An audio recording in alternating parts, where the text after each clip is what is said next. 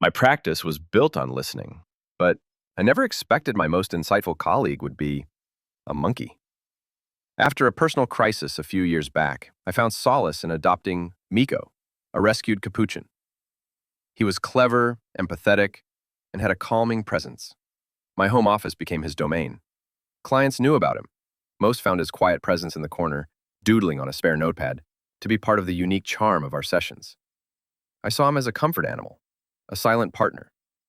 The conflict began with a new client, a man named David.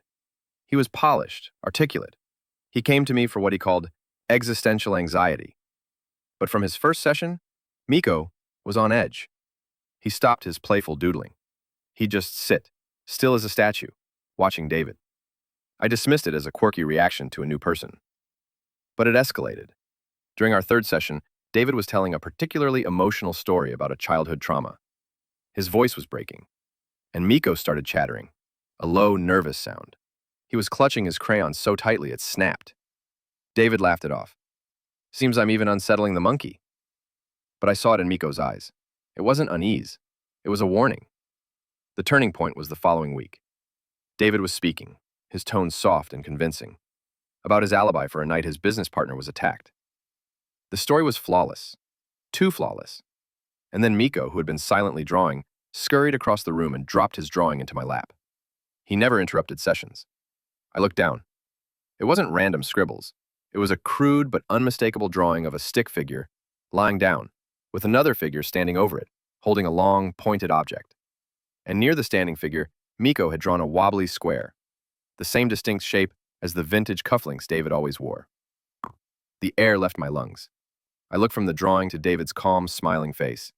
My professional detachment shattered. Miko wasn't reacting to emotion. He was reacting to the scent of deception, to the predatory stillness beneath David's polished facade.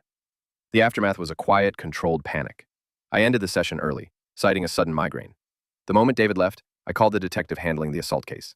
I told him everything, about the drawing, about Miko's behavior. I felt insane, but it gave them a direction, a reason to look closer at the grieving partner. They found the weapon, a custom-made letter opener, hidden in his office. He'd bragged about it to his partner.